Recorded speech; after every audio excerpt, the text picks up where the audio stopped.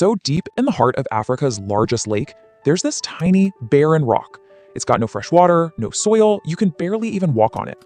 And yet two nations are locked in a military standoff over it. I mean, how does that even happen? Well, let's get into the absolutely wild story of Migingo Island.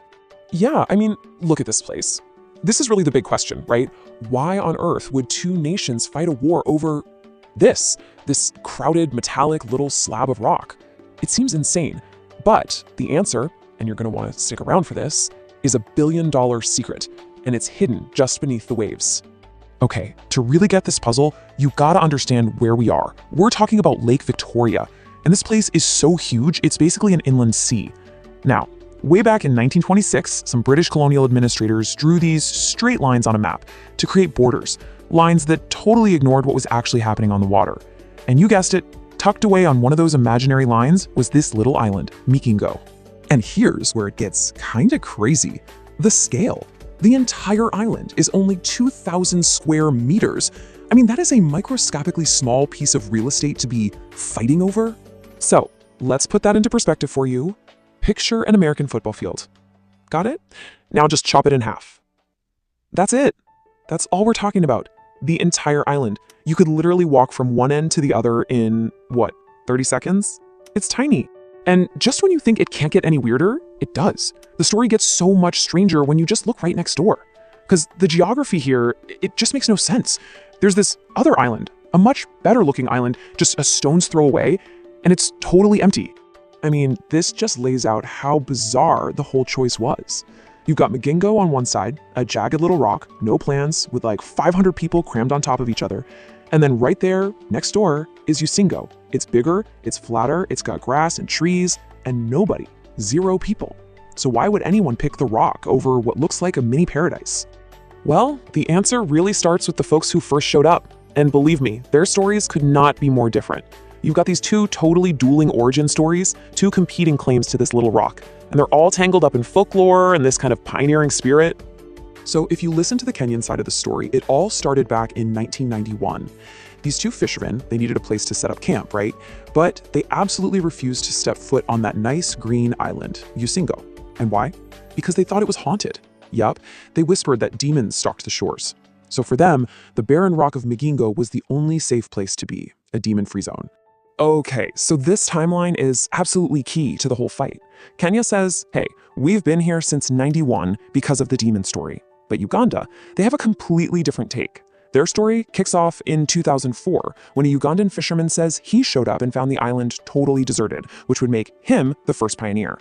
And that one little disagreement, that's what lit the fuse for this whole powder keg. For the longest time, nobody in the capital cities cared one bit about this squabble. To them, Migingo was just a worthless rock in the middle of a lake. But then, something swimming deep under the surface changed everything. And it triggered a massive, massive gold rush. Let me introduce you to the Nile Perch. This is the fish at the center of it all. This monster was introduced to the lake way back in the 50s. It's a serious apex predator. It gets absolutely huge, and when it showed up, well, it had a dramatic and totally unexpected effect. So here's the thing you have to understand. It had this dual impact. On one hand, ecologically, it was a total disaster, wiped out a ton of native fish. But economically, it was a miracle. A massive global market for its white meat just exploded, and fishermen started calling it white gold. And as luck would have it, the absolute best, richest fishing spots for this fish were right around that tiny rock, Migingo. All of a sudden, Migingo wasn't worthless. Not at all. It became the super valuable port right in the middle of a multi-million-dollar industry. And you know how it goes. Where there's money, there's always trouble. The white gold rush brought pirates, and the pirates, they sparked an international incident. It's pretty easy to see how this thing blew up. First, the money brings in the fishermen. Then the fishermen attract pirates. The fishermen, totally desperate, begged their governments for help. So in 2004, Uganda sends in armed police. They raid their flag, and they start taxing everybody on the island. Well, Kenya was absolutely furious. They started waving around those old colonial maps, and boom, just like that, what the media started calling Africa's smallest war was on. But here's the amazing part. While the governments were busy posturing and arguing, the actual fishermen on the island did something incredible. They didn't run. Nope. They just kept on building. They covered every last square inch of that rock until it became this bizarre floating microcity you see today. Right now, the best guess is that around 500 people are living permanently on this half-acre rock. Some people say it's way more than that, but even if it's just 500, that creates a population density that it's almost impossible to wrap your head around.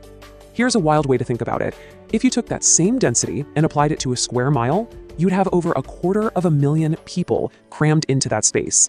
It literally makes Manhattan, one of the densest cities on the planet, look like sprawling, wide-open countryside.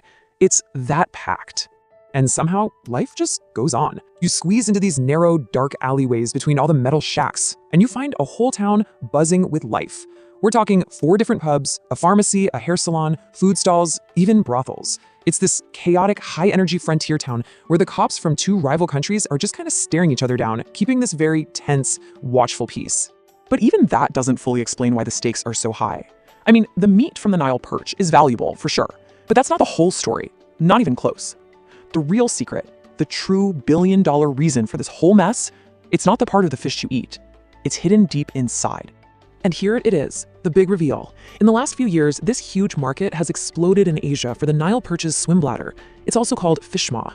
People use it in these super expensive soups and in traditional medicine. And get this, a single kilogram of this stuff, dried out, can go for $1,000, sometimes even more. That is the real gold rush. So you see, it's all about perspective, isn't it? To you and me, it might look like a totally cramped, maybe even unsanitary slum. But to the people who actually live there, it's a boom town.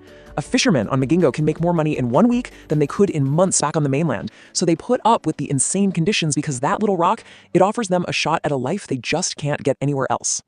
When you step back, Migingo Island is really this wild testament to human endurance and to the weird, long-lasting consequences of just drawing a line on a map 100 years ago. It's this super tense, fragile piece, all built on the back of an invasive fish. And that leaves you with one big, lingering question. A boom like this, how long can it possibly last?